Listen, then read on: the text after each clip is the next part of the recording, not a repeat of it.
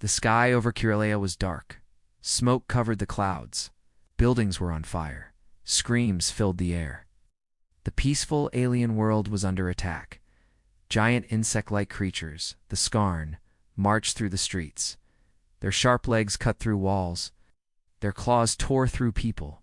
No one could stop them. High in the mountain palace, Kiralea's leader, Iran Thal, watched the destruction. His hands shook. His white robe was stained with dust and blood. Behind him, the last members of the Kiralian Council stood in silence. "The outer cities are gone," said a young guard. "The Skarn are inside the capital now. We have maybe 1 hour." Iron's eyes were full of fear. "We were not made for war," he whispered. "We were builders, dreamers." "They are not stopping," another council member said. "We must send the message." Iran turned. "You know what that will bring? It will kill us either way. Better to call the monsters than die like this." Iran nodded slowly. Walked to a control panel. A glowing red button blinked in the center. Round it, ancient alien writing warned, "Never contact the Death World." Press the button. Far across the stars on Earth, alarms went off inside a deep underground. Facility, Earth's secret United Nations base, Level 12 Commander Voss, stood before a large screen. He was tall, with gray hair and metal implants across one side of his face. A cold, unreadable man. Behind him, the Deathworlder squad stood ready. A female AI voice spoke. Code red received. "Origin, Planet Kiralea. Message is playing now." The screen blinked, showing a shaky video. Iranthal appeared, his face dirty and tired. "To the humans of Earth," he said, "we were wrong about you. You warned us never to ask, but now we beg. Help us. The Skarn are killing everything. We need your monsters. Meet the Deathworlders." The message ended. Silence filled the room. One of the soldiers, Rake, a huge man with cyber arms, grinned. "Looks like someone's finally scared enough." Another, Mira, slim and fast, checked her weapons. "Are we cleared for war, Commander?" Voss did not move. He looked at the dark screen for a few seconds. Then he turned slowly. "Prepare for drop. All teams deploy. Show them what Earth is." The Deathworlders walked toward their ships without fear. They had waited years for this. Earth had stayed quiet for too long, but now the galaxy had called them again. Back on Kyrilaren stood at the palace window. The Skarn were closer now. Explosions shook the ground. The air smelled of fire and death. Suddenly, one of the council members fell to his knees. "Look!" shouted. Aaron looked up. In the sky, a black dot grew larger and larger, then another. Then 10 more fast, ships black, silent, smooth ripped through the clouds. The Kiralians had never seen anything like them. One Skarn raised its claws and screamed. Then the sky burned, from the ships. Fire rained down. Sharp missiles hit Skarn tanks. Huge human soldiers dropped from the air with heavy armor and glowing visors. They moved like shadows, fast and deadly. One human fired a weapon that melted 3 Skarn. In one shot, another punched the ground and cracked the street. The Kiralians stood frozen. They had called for help, but this was something else. Were these even soldiers? Or were they the monsters Earth had warned about? Iran stepped outside. Skarn jumped at him, but before it could land, a human blade sliced it in half. The human turned slowly. His helmet opened. It was Voss. He stared at Aaron and said one thing. "Next time, call earlier." The skies of Kiralea were quiet now. The Skarn invasion force in the capital was gone, burned, broken, or running. But the peace was not comforting. It was heavy.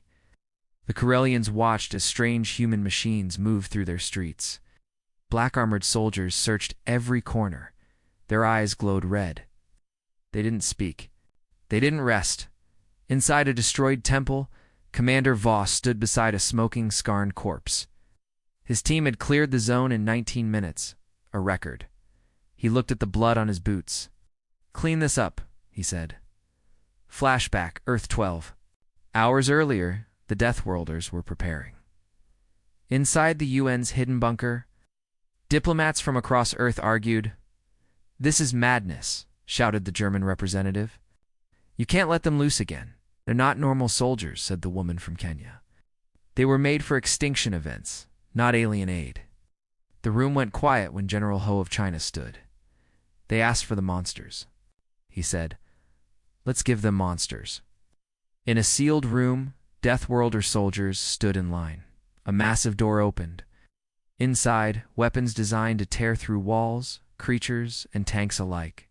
Myra, the quiet cyber fighter, placed two curved blades on her back. Her arms shimmered with nano-dash armor. Juno, the sniper, polished a long black rifle. She didn't speak.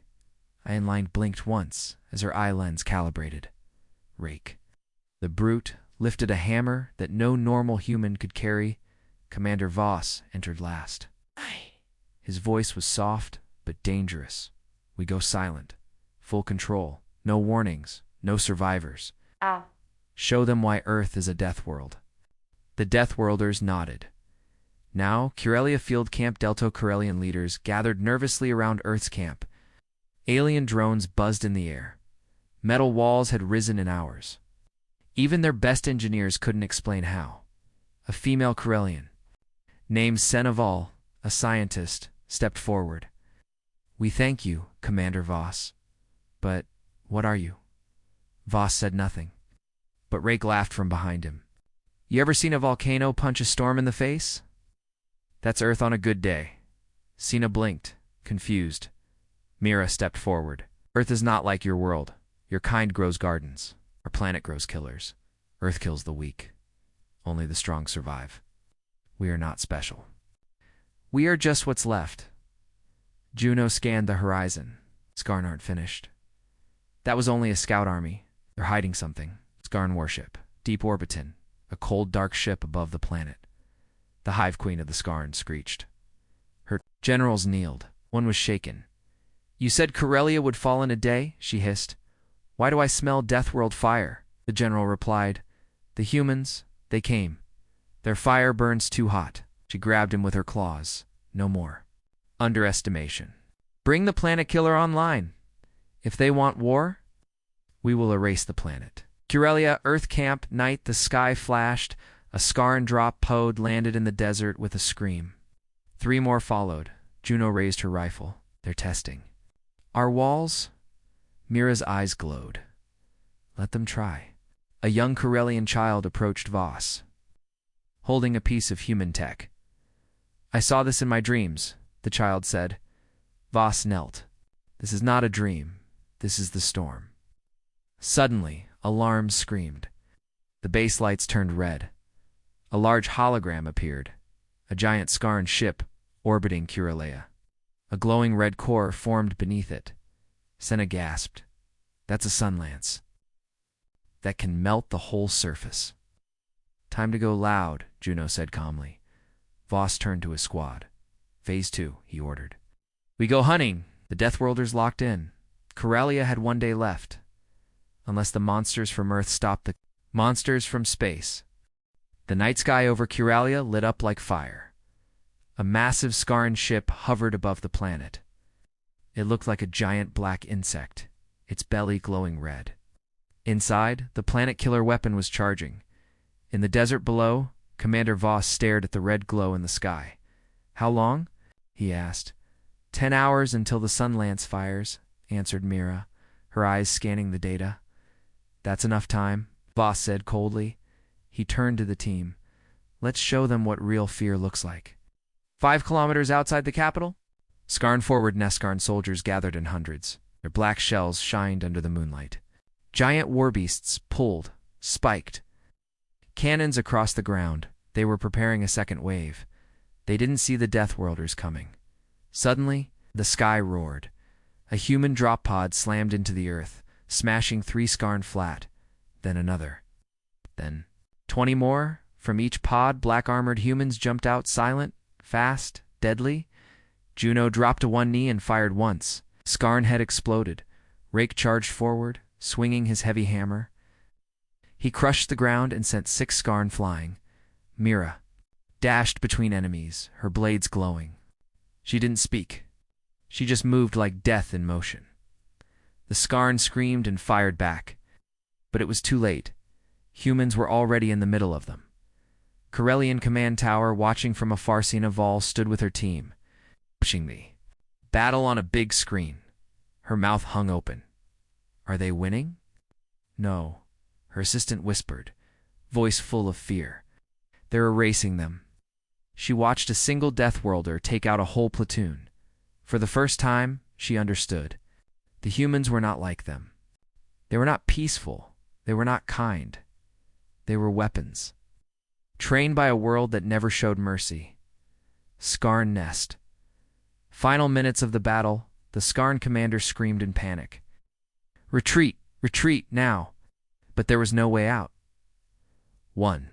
By one, his soldiers fell. Then Commander Voss walked straight into the nest without cover. A single Skarn leapt at him. Voss didn't blink. He raised a tiny device. Clink, the Skarn exploded from inside. He looked around, all clear. Aftermath. A quiet field of smoke and blood. Juno stood on a hill, watching the horizon. Her armor was scorched. Her breathing was slow. They're not ready for us, she said softly. Doesn't matter, said Rake. The queen up there will throw more at us. Mira pointed up at the sky. They're protecting that sun lance. We need to go orbital. Nodded, that's phase 3. But just then, a soft voice came from behind them. It was a Corellian boy, maybe 8 years old, walking through the ashes. He looked at Mira. Are you? Human. She looked down at him. Her face softened. Yes. The boy held out something in his hand. Strange alien crystal, glowing green.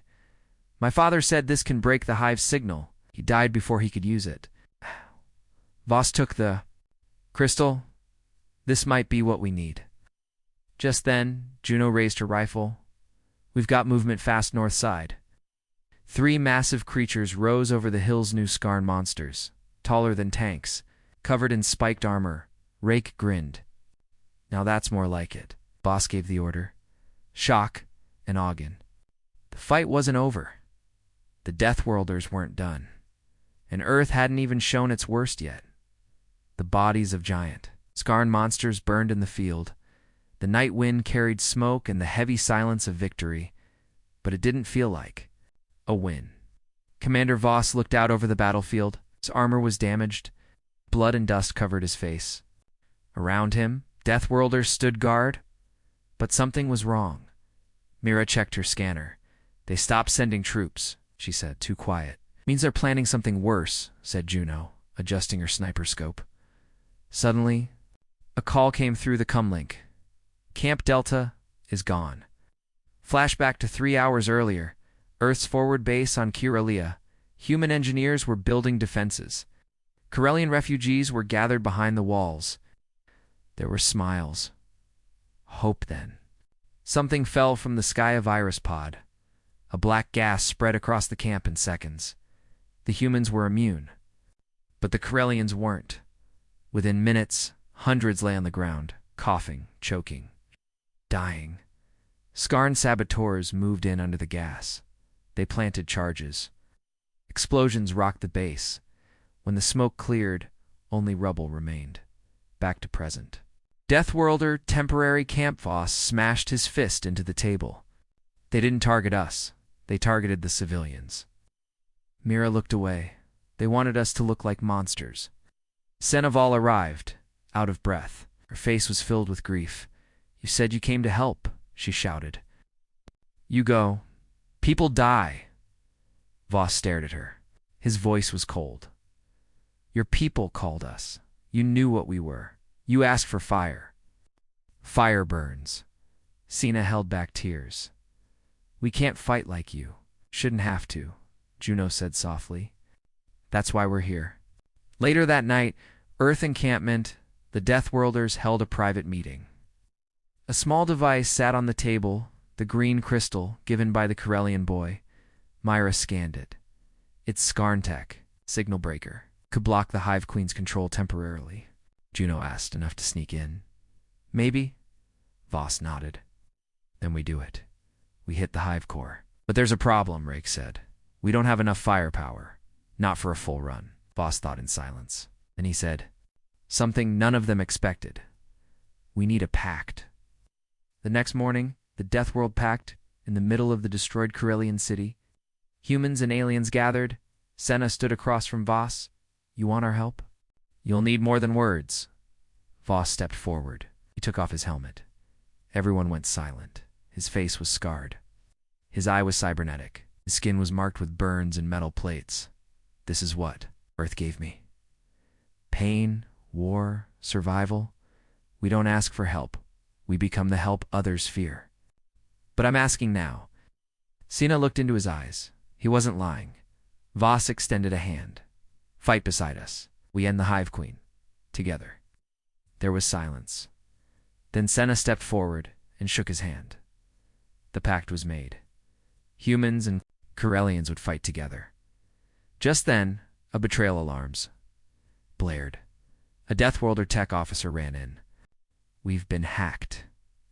One of the Corellians uploaded our location to the Scarn. Everyone turned in shock. Senna's face went pale. Who? They found him in seconds. Corellian Elder, standing near a transmitter, whispering into a Scarn crystal. I did what I had to, the Elder said. You brought monsters, I gave them back. Before he could speak again, Juno stunned him. Voss looked at Sina. You still want to fight with us? Sina raised her head. Her voice was steady, now more than ever. Final scene, above the planet inside the Scarn Hive ship. The Hive Queen watched everything. Let them come, she hissed. I want them close. I want them broken. Then I will burn their death world next. Her claws tapped the glass. Behind her, a glowing biomonster. Twice. The size of rakes stepped from the shadows. Earth was sending its monsters, but the Scarn were building one of their own. The night sky turned red. A strange light pulsed across the clouds. It was not natural. It was not from any sun or star, from orbit. The Hive Queen's ship had begun its final move. She had activated the Blood Moon Protocol, a signal that would awaken her most dangerous creation. Inside a human dropship, en route to the Hive, Corps Commander Voss sat quietly. Across from him, the Deathworlders were checking weapons. The silence was heavy. Everyone knew this was different. Juno looked. At the red clouds outside the ship? What is that? Mira answered. The Scarni's final stage. They flood the sky with spores. The red light activates their hive beasts. They become stronger, faster, unstoppable. Rake grunted. Smells like fun. Opened a small black case dot inside. A crystal detonator made on Earth, never used before. Once we get inside the Hive Core, we plant this. We end this war. Corellian resistance convoy, ground team on the ground. Seneval led hundreds of Corellians, some soldiers. Some just survivors toward the Scarn mountain hive. They followed. Earth's lead now. One Corellian commander looked nervous. We aren't ready. Senna answered sharply. Neither were they. But they still fight. Behind her, human tanks and walkers marched like giants. The Earth-Curalia alliance was moving fast, but time was running out. Scarn Hive, interior tunnels, the Deathworlders, broke through the outer wall using Rake's hammer. Scarn poured in from all sides. Juno picked them off one by one with silent shots. Myra sliced through the tunnels like a shadow. Her blades cut faster than the Scarn could see. Voss stayed in the middle, holding the detonator close. Suddenly an explosion. The tunnel behind them collapsed. Rake cursed. That wasn't ours. From the dust, something huge moved forward. Giant Scarn, beast 12 feet tall, made of armored plates and glowing red veins, stepped out. It was their bio-titan, half Scarn, half human tech. It roared. Aye! The Hive Queen was watching command room. Hive Queen's lair. She laughed as she watched the bio-titan charge. Let them feel helpless, she hissed. Let them know fear. One of her guards bowed. Shall we prepare Earth's location? Not yet, she said. First I want their best soldier broken. Back in the tunnel, Titan Phytrake ran straight at the monster with his hammer. Got this? He shouted. The bio-titan punched the ground, sending shockwaves through the tunnel. Rake flew backward, slamming into the wall. Blood ran from his head. Juno screamed "Rake!" But he stood up, smiled through the pain, and charged again. This time, Titan caught his arm and snapped it. Rake yelled in pain. "Fall back," Voss ordered. "No," Rake roared. "I can take it." But Voss had already made the call. "Mira, take him down." Mira jumped forward, spinning through the air. She stabbed both blades into the Titan's eyes. It roared in fury. Swinging wildly, Juno fired one perfect shot straight through its heart. The Titan fell. In the confusion tragedy strikes, Mira turned to check on Rake, but the tunnel floor cracked beneath her before anyone could grab her. She fell into the darkness below. "Mira!" Juno screamed. There was no response, only silence. "Back at the Earth base, Emergency Signal Commander Voss is alive," said the tech officer. "But Mira is gone. Rake is injured." The generals on Earth stared at the screen. "We can't stop now," said General Ho.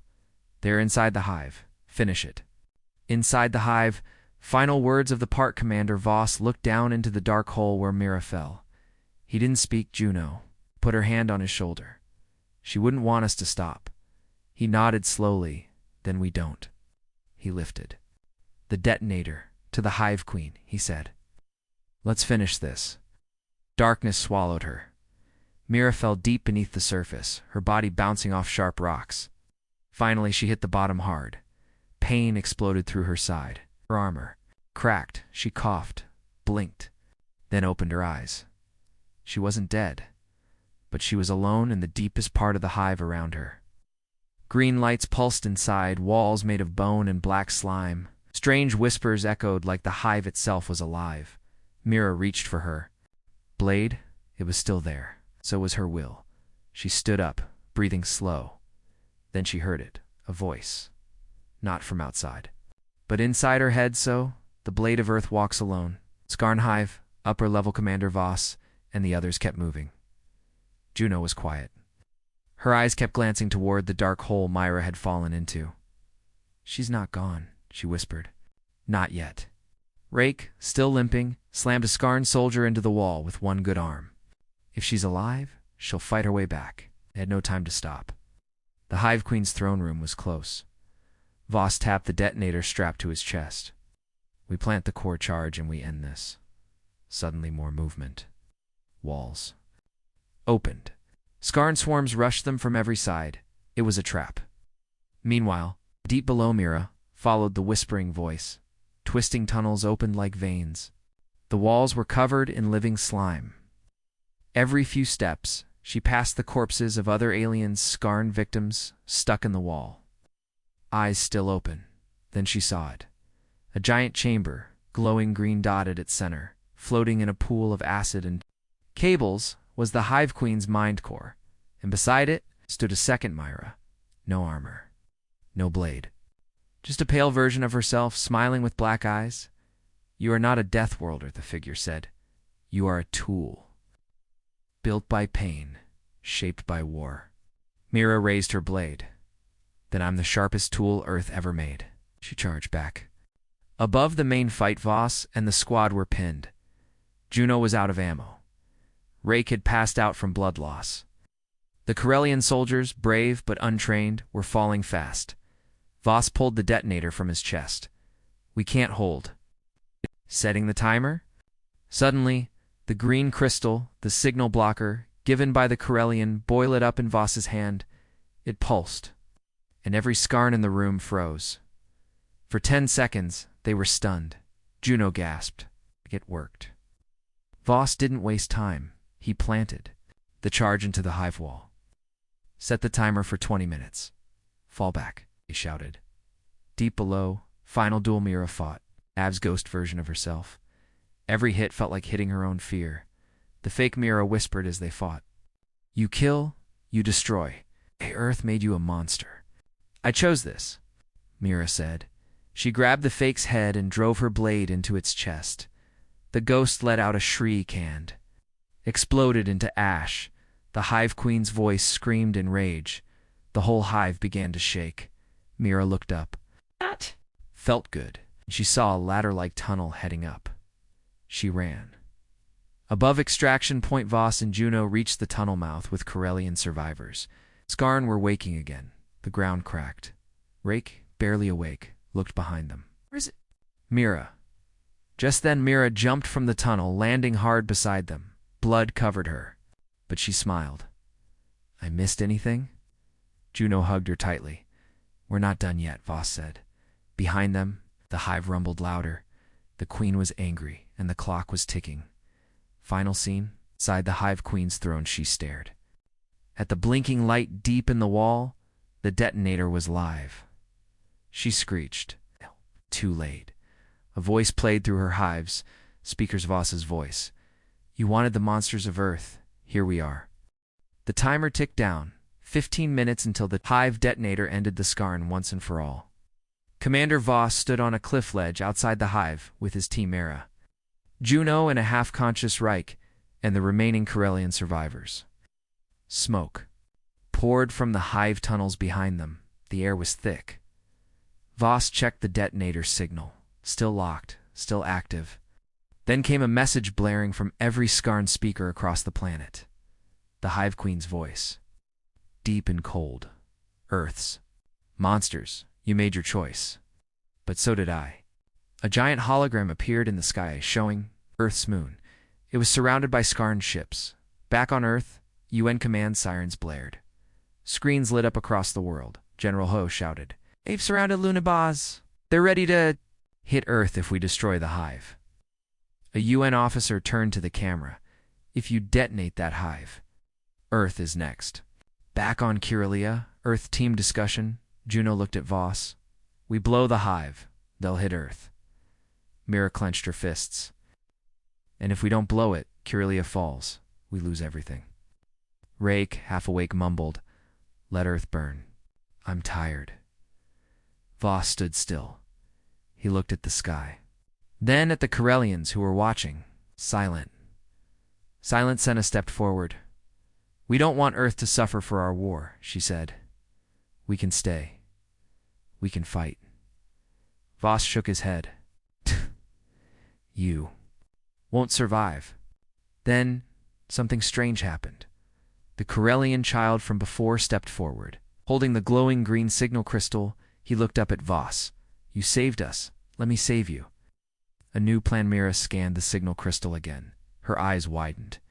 "This crystal, it can override hive control completely, but only if someone stays inside and plugs it in directly." Juno looked at her. "It's a suicide run." Voss didn't speak. He walked over to take the crystal, but Mira grabbed his arm. "No," she said, "I started this fight with you, but now it's my turn to make the hard call." Voss stared at her. "You go in, you die." Mira nodded. "Maybe, or maybe I become the reason Earth lives." Final moments inside the hive. Mira ran back into the crumbling hive tunnels. Juno watched through a drone camera as Mira reached the hive queen's core, burning, broken, alive. Mira pressed the crystal into the center. The hive screamed. The queen howled and raged.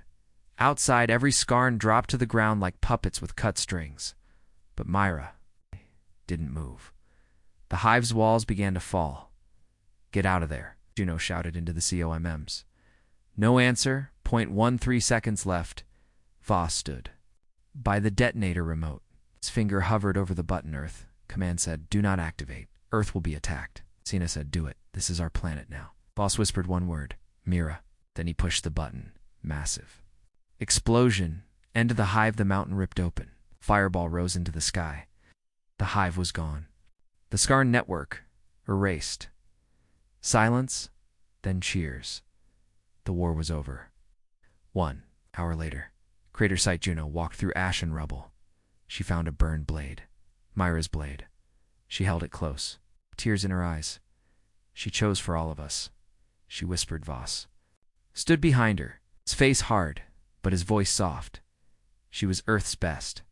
She didn't die a soldier." Juno asked, "Then what was she?" Voss looked up at the sky. A warning. In space, Skarn ships near Earth. Suddenly, the Skarn ships, just as they prepared to fire, went silent. Then, exploded from inside, The Hive Queen's control was gone. The Skarn died with her Earth, was safe, because Mira made the choice. The war was over. The Skarn hive was gone. Their armies stopped. Their ships, once ready to strike Earth, exploded in. Space silent, empty, leaderless. The galaxy was quiet for the first time in years, but for the humans and Corellians who had fought together. The silence felt heavy. Kir Elia, the crater. The battlefield where the hive once stood was now a giant hole in the Earth Commander Voss. Juno and the surviving Corellian forces stood at the edge. The wind was dry. The ground was scorched in Voss's hand was Mira's broken blade. He hadn't spoken in hours. Juno stood beside him. She saved Earth. Saved this world too, he said quietly. She didn't just fight, Voss replied. She reminded us why we fight. Earth's global broadcasts all across Earth. Screens lit up. The UN showed footage of the war, the burning cities of Kiralia, the Skarn monsters, the Death Worlders, fighting with alien allies. Then came Myra's last moment, her running into the hive with the crystal, never coming back. A voiceover played. She was born from a world of death, but gave her life to protect it. She wasn't just a soldier. She was a promise. Earth remembers. Across the world, people stood in silence, then applause, then cheers. For Mira, for the team, for the monsters Earth had trained but never unleashed. Till now, a new alliance. Kiralia rebuilt. Weeks passed. Kiralia began to rise again. With Earth's help, buildings were rebuilt. Fields were cleared. The skies were blue again. Corellians and humans worked side by side. Rake, now with a robotic arm, helped local engineers rebuild bridges. He taught them how to weld and how to fight. Just in case, Juno became Kiralia's first off-world trainer, teaching their best how to defend themselves, not as soldiers, but as protectors. And Voss. He returned to Earth, standing before the United Nations, holding Mira's blade. Final speech, United Nations. Earth Voss looked around the great chamber. Behind him were images of the Death Worlders. In front of him, world leaders, media, billions watching. He raised the blade. This is not a weapon. It is a memory. Paused. For too long, we hid what Earth is. We pretended to be like the rest of the galaxy.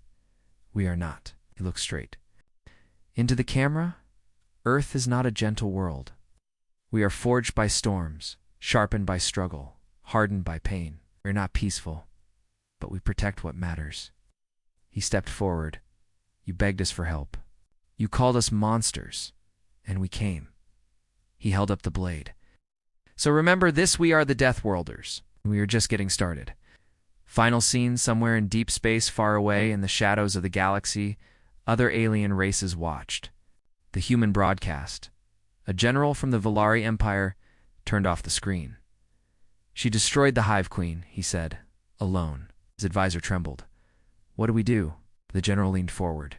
We watch, we wait, and we pray. We paused. That Earth never comes knocking on our door. Fade to black, the end.